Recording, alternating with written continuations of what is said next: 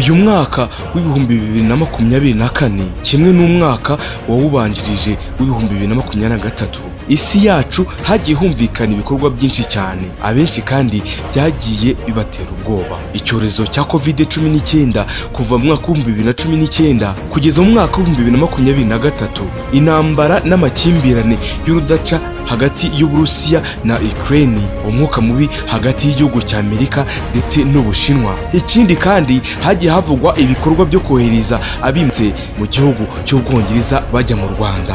Hagiye humvikana kandi umwuka mubi hagati y'ibihugu by'Iburasirazuba harimo Uburundi, Uganda, u Rwanda ndetse na Repubulika Iharanira Demokarasi ya Kongo.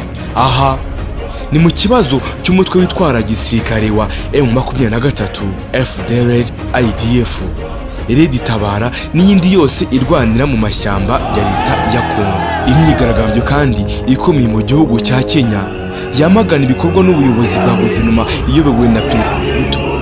Abenshi mu rubyiruko bagendaga bigaragambya mu mirimo itandukanye bati niyegure ntitugushaka.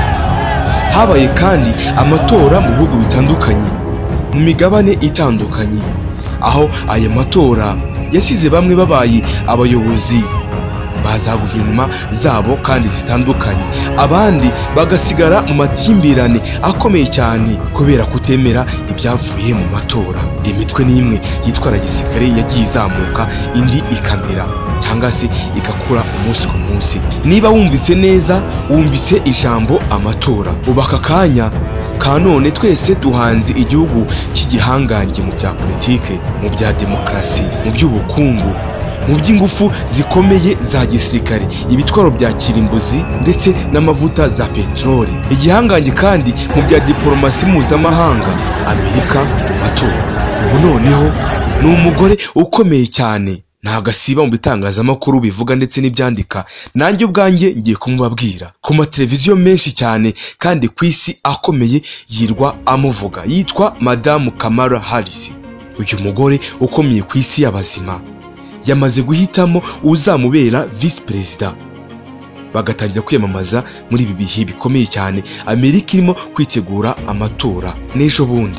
Njyewe nitwa Eric Nshimiyimana murimo kumva. Naho iyi ni bizazamenya, ubuvumbuzi, siyanse, ubushakashatsi bucukumbuye, ibyamamare muri politike, ubuzima bw'isi muri rusange, by'amuzika n'ibindi bitandukanye, imikino n'imyidagaduro. Nta handi wabisanga atari kuri bizazamenya. Wowe komeza ukore subscribe, ukore share, maze ibiganiro byacu na za documentaire zitandukanye nziza kandi ziryoshye bikugereho umunsi ku munsi kandi bishya. Nawe ukoze subscribe aka kanya, menya ko utangiye urugendo rushya n'ubuzima bushya bwo kumenya isi n'abayituye. Ikaze. Gusa reka nsuhuze abaturanyi bacu b'i Burundi, tujya rimwe na rimwe duhuza umuco ndetse n'ururimi barwumva vuba, tugahuza imisozi n'abantu. Ndabakengurukiye mwese bagabo none ngaho mu gisagara ca Bujumbura muriko murakoma. Ego yemwe Cibitoki muramye murakoma, namwe turabakunda cyane rwose. Ndagusabye ngo ntege amatwi wumva akantu ku kandi, umunota ku munota, isogonda ku isogonda, maze wumve kandi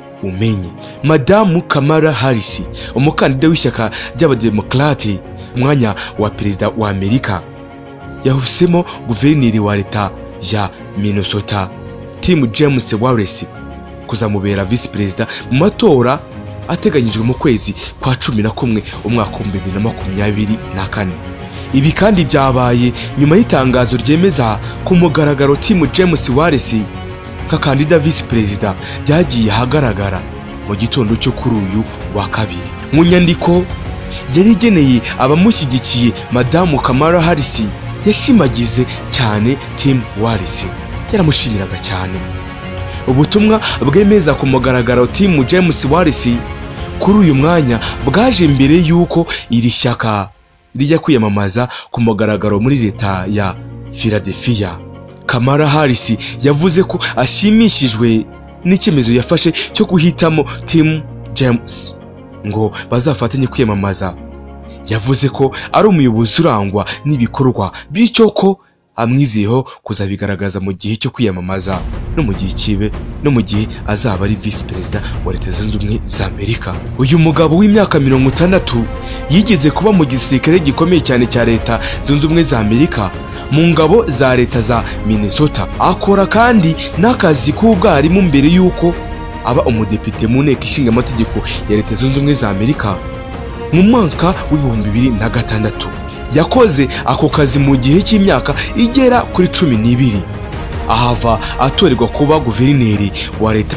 Yaharaniye gushyiraho amafunguro y'ubuntu ku mashuri atandukanye muri Leta Zunze Ubumwe za Amerika, cyane cyane muri iyi leta yarayoboye.